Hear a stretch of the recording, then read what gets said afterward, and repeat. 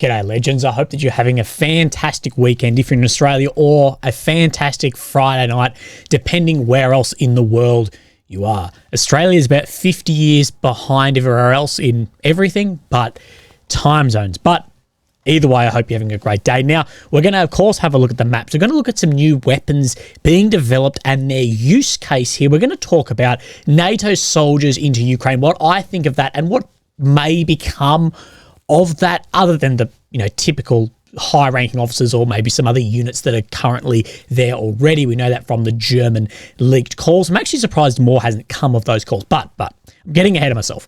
What we're going to speak about first and foremost are these huge claims being made by Ukrainian media, Ukrainian accounts about strikes on Russian airfields. Now, what we do know is there has been huge drone attacks into these airfields with upwards of 90 drones. Both Ukraine and Russia are both reporting that. So we know there was huge drone attacks going in. But what we need to look at first is what claims are actually being made and echoed by news outlets, social media channels, everything, and not questioned enough. It's all right to question things and ask for evidence when claims are huge. Anyway, here we go. Ukraine launched a series of drone strikes against military airfields in Russia in the early hours of April the 5th, allegedly destroying or damaging 19 warplanes. So a hell of a lot. Now, Engels 2 Air Base, you'll be very familiar with this. It's well behind the line. We have seen successful targeting there before, and this is home of supersonic, nuclear-capable, and large bomber aircraft too. So this is an incredibly important base. And the reason I point out why these bases are so important, well, because of that, then they're going to have huge allocation of air defense. Therefore, the amount of drones intercepted is going to be much higher than just some other area. Anyway, according to the intelligence source, Ukraine was able to damage or destroy 3 Tu-95 strategic bombers. So these are the ones with the big props.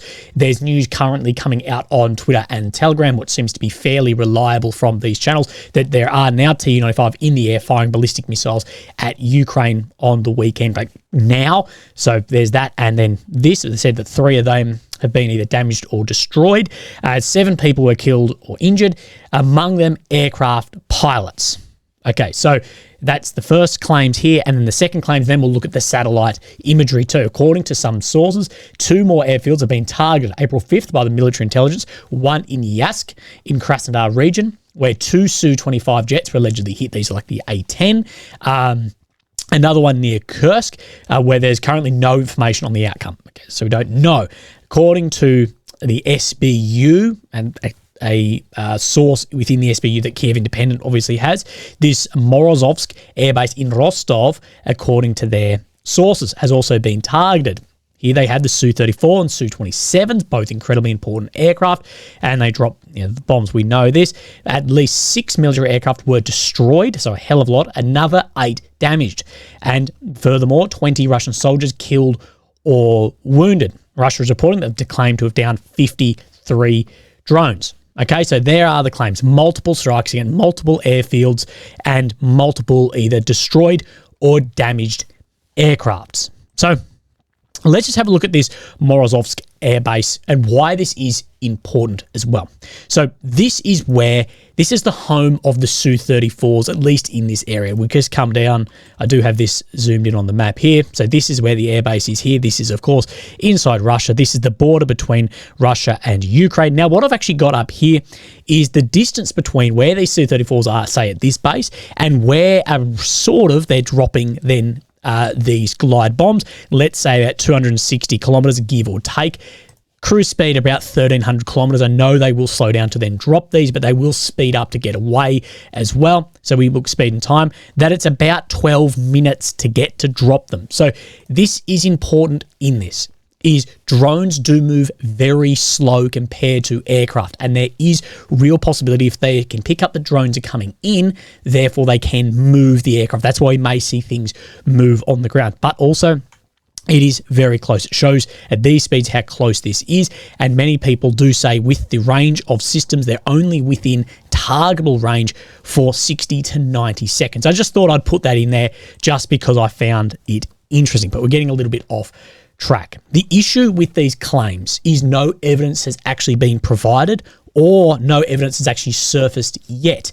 Now, we talked about these claims to a degree. Yesterday, we talked that it was going down, and when my video was posted is when we came out of nighttime into daytime, so a full daylight day where typically the claim, any evidence of claims comes out within that, and we haven't had it yet. If anything, evidence to the contrary has actually come out. So let's talk this Morozovsk, because we just spoke about it. So this bloke here, Aviation Intel, also posts on website, has done this low-res imagery of Morozovsk Air Base that came under aerial attack last night. Left shot is today. I'll show you in a second. Right is yesterday. Low resolution limited in what can show. Some aircraft have moved or are not visible. No signs of smoke, etc. High res needed for detailed analysis. So he does point out that these aren't the greatest images just due to the quality, but that it will give us an idea. And if there was very obvious damage, low quality imagery would still show this if there was a bloody hole in the runway somewhere. And to my eye and everyone else I've seen, yes, there are some aircraft that look like they're missing here, but as far as today on the right compared to yesterday, I don't personally see any changes here that would indicate multiple aircraft have been lost here. Now, let's have a look at some other ones as well. Let me just clean up my folders, or otherwise I will get ahead of myself. This Yesk Air Base, we spoke about this one from the claims as well. This MT Anderson has posted this before and after. Only difference I was able to discern is possible fluid spill debris in the northeastern corner of the airbase. So we're then looking at this one here from April. Oh, here we go. April the 4th at the top, April the 5th then on the bottom, and he's talking possible spill up in the northeastern corner. They're talking just here, but otherwise any major damage, no. This is a working base. You wouldn't be surprised to see any spills or anything like this. You can see they do have a zoom in here as well. I didn't save that photograph, I don't believe, but I'll show you a better one of that. So definitely no finite evidence, and this goes with what Fighter Bomber was claiming as well. There was a UAV raid, and there was, let's say, a decent number of them.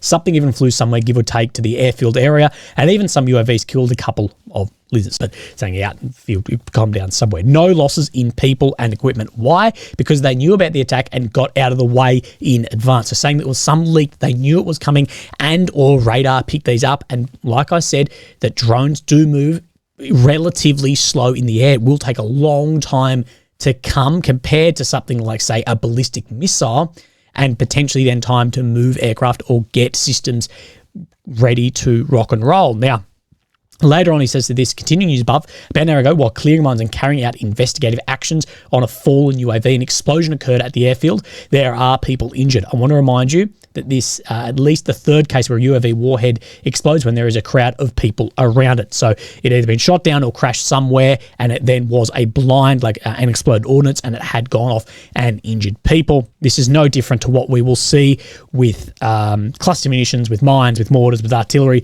for a century after this war. There's the amount that has been fired. But let's have a look then at Engels. Now, Engels is an incredibly important Air Force base due to then the long-range strategic bombers here. We also know this is where we saw the tyres on aircraft as well as the painted aircraft down. But after reported strikes, vicinity here, nothing jumps out. At the airbase to one potential location, but it looks like a pre-existing based on image from the 20th of March. Also, the decoys need a fresh paint job. So then we have this here of the airbase. So the only candidate for damage, but far from certain here. Again, this doesn't show any straight up 100% that has been smoked here. So again, these imageries are not only inconclusive, it asks a hell of a lot of questions about where the information intel came from these claims. Uncertain could be damage, fuel spill, but it's noted on an image from the 20th of March down here as well. This is a Tu-122. This is a Tu-95. So, Tu-160, Tu-95. So again, incredibly inconclusive unless more comes out, and these are the bombers that we think are in the air firing ballistics at the same time into Ukraine currently. So I don't know. It's very. I wouldn't say this is pretty definite. There needs to be something actually released here. But what I want to talk about, why these attacks may not be as successful as other areas, is I spoke about the drones moving very slow compared to ballistic missiles, so time to move things, but also not only air defense, these will have a massive electronic warfare environment, and the drones firing into these areas because of that environment will either be predetermined on a course, so set and forget that it's hitting here no matter what unless it's engaged, or they'll be relying then on some artificial intelligence, optical or thermal targeting. And this is why we have seen the painted decoys and or tires on top of aircraft, is to change that signature, either optical or thermal signature, and why that can actually be very successful with those. So re-entering these environments is just most likely it's not someone actually then steering it. But if there are destroyed aircraft, it will come out in the next day or so. But Ukrainian official and non-official accounts, and there is overlap in this, they need to be way more careful with these claims. Recently, we had the claim of a dozen Su-34s shot down with zero evidence ever coming out now that we're weeks and weeks on. Claims of 5 or 6 warships changing from destroyed to damaged. But the evidence, well, it's just gone quiet, but the evidence has been very minimal since then, and what we did see is minimal damage, maybe some listing on some. It was different, but it wasn't completely taken out. Reputation stands on claims. It's very hard to repair, and the reputation of claims of strikes currently is absolutely in the gutter, and without evidence, without supplying evidence, it is pushing people away. And how will evidence come out? Everyone has a smartphone. Drones, hacking into security networks, all of this. We every single time something happens, and regardless of how embarrassing it is, fighter bomber is very reliable, but again, it's he said, she said, but we always get footage of something. Now, speaking on Su-34s, we did actually get this today as well from the UAC official telegram. UAC, of course, is the ones that make the Su-34 in conjunction with other suppliers, but yeah, at the end of the day, this. First batch of Su-34 frontline bombers this year was transferred to the Russian Air Force as part of the execution of the state defense order. The aircraft were manufactured at this aviation plant, bloody blah, blah, blah. We do know that Russia, increasing its defense budget, does want to increase the numbers of bombers, say Su-34s. Frontline bombers, important part of the strike power for Russian aviation, especially now with then the success of the glide bombs like we have just shown you, for the cost of that. That all UAC factories involved in the execution of state defense orders are not reducing production rates. We began delivering aircraft with the first batch of Su-34 frontline bombers as part of the current year's production program. The plant confidently copes and tasks. The factory workers understand how important our equipment is today. We don't know exactly how many more planes are going to be made today, but we still know that they are coming off the production line. We do have some photographs they released here of the front of the Su-34. It looks like a duck to me. I think the Su-34 is a very good looking aircraft, and there was a video to go along with this here. This is bloody loud. Climbing over the plane and then it taking off on a very snowy runway here. So now those bombers are becoming more and more relevant for the war effort. Now, I just want to have a look at a little bit more footage here. We know that Russia, one of the game-changing weapons, there's 3 game-changing weapons in this war. It's been FPV drones, the suicide drone boats, and glide bombs. Now, no single weapon is a Wunderwaffen, but as far as cause and effect change, money change, like how much does it cost to have then that effect, those 3 for me stand out more than anything else. And we have seen that down in the Black Sea Fleet has really been hit hard with these cheap, disposable, one-way drones, relatively cheap, I should say, and that Russia has really struggled to how to counter them. And any country would be struggling with how to counter this new threat. I guarantee every navy around the world is going, what do we do if that comes up? So footage has come out today from Russian accounts showing an FPV drone here with an airburst round on it to try and counter these suicide drone boats. So drone v drone. Now, if you remember, I spoke to a Navy high-ranking officer about specifically what we would do in something like this, and their answer was you need to hit it away from the boat. You need to get a chopper in the air, try and machine gun it, try and hit it with something as you're going from the deck of the boat to hit it. That is way too close for comfort. So you can see here the drone boat in the water here. We'll watch this footage through. So this is moving, relatively slow.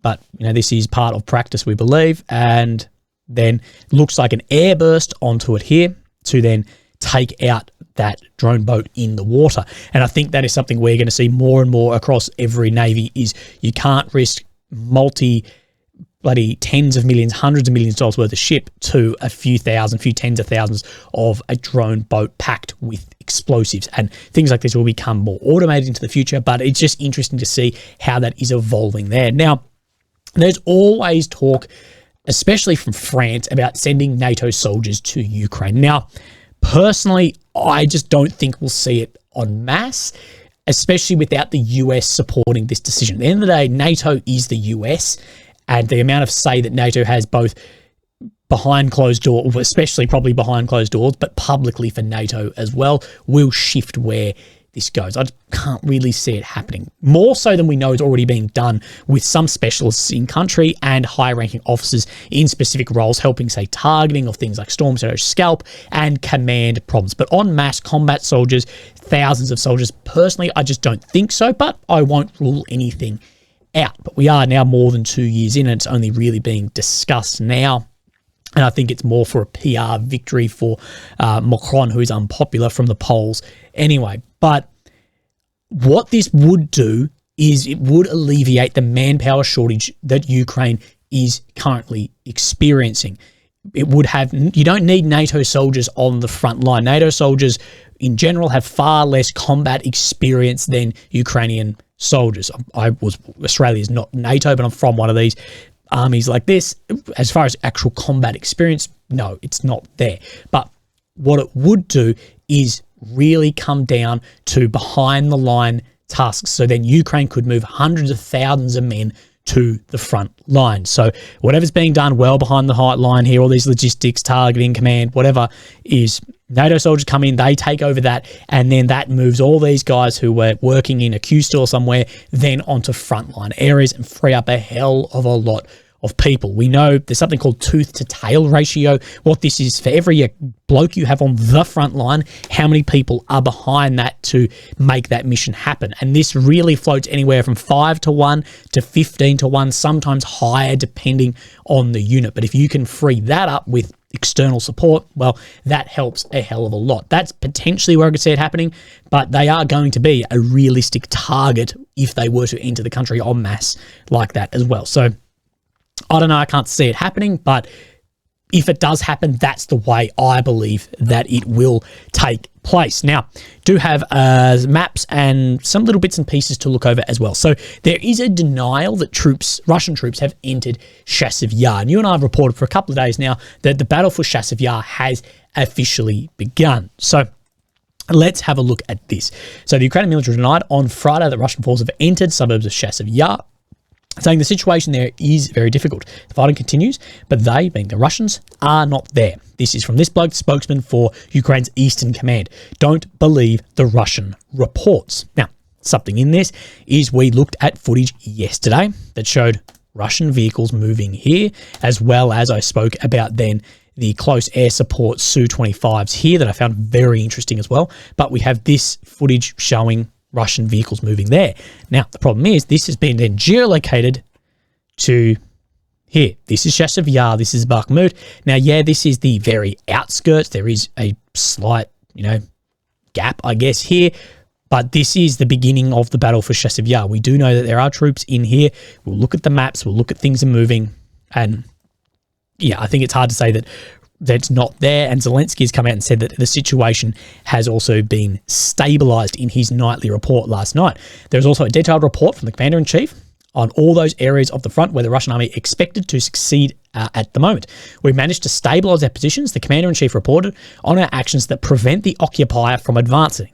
Given the shortage of shells and a significant slowdown in supplies, the results are really good. So saying that where Russia expected to move forward, we're guessing Bakhmut, Avdiivka, that the front line has been stabilized and they have prevented the occupier, the Russians, from advancing in those areas, both of which, sorry, Mr. President, I disagree with footage like this, as well as what we're actually then seeing on the map. So let's go to the map. This is Ukraine, of course, the capital of Kyiv, the red areas occupied since 22 and the purple since 2014. anything northwards of Seversk front, we're not seeing any movement. We're not seeing any movement on this map here, but we do have a very small update for you from Syriac before we get down into the more interesting stuff in Bakhmut. That's very critical. So we have just, you can barely see just above this dot here, so right here, saying that Russia has got a little bit of ground here. Russian army made new advances around the eastern part of Belorivka, Chalk Quarry. This area has moved inched one way, the other way, north, south, east, west, for a long time now. I don't expect, with just the defense here, anything to really collapse anytime soon. Now, here we are, Bakhmut front. Now, what we do see is just a shift on this map, on the Ukrainian map here, of just the grey zone, not really indicating anything too significant to us, but it does show the grey zone has increased more up to these first blocks of Chasiv Yar here as well. So, you know, it is confirming more and more of this. Then we have this map from Syriac that will tell very similar but different story at the same time. So let's have a look. So further advancement down this road where we saw then that geolocated footage, but also more expansion of control out near Bonanivka as well, out in these paddock areas. This is, of course, the train line, so you can line up where then that is, as well as some change down around Ivanovsky here too. Depending on the map, you'll show very different control. This is the same road here, so advancement just to the north of this road and out to in the center of Ivanovsky too. Again, we like when maps all line up, but combats are now taking place in the first high buildings of the Canal micro district after Russian army captured the first houses in the eastern edge, of course, Chasiv Yar. In addition, Russian forces advanced from the railway towards the forest area of Bodanivka, taking control of new positions. Meanwhile, the battles with Ukrainian army have shifted from western outskirts of Ivanovsky. So move from the center to then the western outskirts. We know that Russia is advancing in these areas, inching forward, as the Ukrainian officials have said that without further supply, Russia will continue to inch forward. The closer they get to Chasiv Yar, the more the ground actually then helps the Russians. It is more hilly to the east here than it is to the west, with being able to put mortars, artillery, other systems in defilade positions. It's the exact same we saw. That's why Bakhmut was so long, so heavily defended by the Ukrainian force, why Ukraine didn't want to lose it, because they knew the land there, the terrain was so crucial to that, and it does flatten out through here in Chasiv Yar and be able to then gain high ground around here and forest areas. So the fight there, I'm willing to say completely that the fight is very on. Now, no change down near Pervomayevsky here, but we do see then let's go forward one. A major shift then on this map, a relative major shift. Now, this is just telling us something that we have known for now a while by the Syriac map, as well as the Ukrainian Noel reports map, is this here. Now, it's probably actually more than this, because we did see Russian tanks hit here about a week ago, and there are reports more so that it's sitting something like this by Ukrainian and Russian forces as well. Sources, sorry, not forces. That is bringing the Russians very close now to Urmansk, talking about 2 kilometers as the crow flies. But of course, these reservoirs are going to have some of a natural barrier in here, as well as they will make the barriers actually built here, the defenses, far more difficult to pass as well. If you can combine unnatural with natural things in defense, of course, that has a much larger effect. Now, let's have a look then at Syriac map and see what then this is saying here. So we need to look at Izvolyani. Of course, this is Volyani here. This is then Pervomayevsky. There is an expansion of control just out in sort of these prongs coming out around where that waterway runs. And that is really about it till we move up into the north and showing that, of course, this is Olivka. This is Semenivka. So Semenivka, Olivka. There is more control sort of hooking around where this waterway goes, and this is where my friend was talking about the amount of dead ground in here is going to be very, very hard to defend, but also the amount of open ground in here is going to be very hard to advance also. So, situation west of Avdiivka, Russian army made minimal advances in the southern part of Semenivka. Meanwhile, Russian forces made small advancements west of Volyani. So, not much actually has changed here, but it is still interesting to see that the Syriac is saying that there are changes in here, but nothing major. But it is looking like what Ukraine has predicted, that they will inch forward. If we zoom out, we can see, we spoke about this, Pervomayevsky, this Urmansk front, that moving through these areas here, flat, open terrain, that what Russia has had success with in the past, you're speaking Bakhmut, Avdiivka, Mariupol, is enveloping something. Funny, the same commander actually did all three to try and, get this and get this. So, oh my God, you know what I mean. So this in here will then collapse and force troops out of here, then backwards. I can't draw. I'm sorry. Oh my God. But you get what I mean. To try and envelope that instead of move then through the open territory. And you can somewhat see that is what's happening here. I think there'll be an attempt as well near Badachi, but this is going to be far harder with the amount of defenses and troops moved out of Avdiivka into that area. Now, as well, we don't see any other change on the map except for if we come into this Uruzhany front, we do see an increase in ground that Ukraine hold. Now, I do think that this wasn't an advancement. I believe this is a map correction. The reason I say this is green means it's been held for more than 2 weeks. Blue means it's under 2 weeks. So new advances will be put in blue. Now, if this was blue, I'd say that it was a new advancement, but I think what's probably a correction here is moving that Ukraine is actually present in this tree line for more than 2 weeks, and that's a map correction. I could be incorrect. I just would have expected it to be blue in that region. But, legends, as far as the maps, that is all we have today. Bit of a shorter video today. It's been slow on some things, but look after yourself. Have a fantastic day. Have a great weekend, and I'll speak to you tomorrow. Thank you. Bye-bye.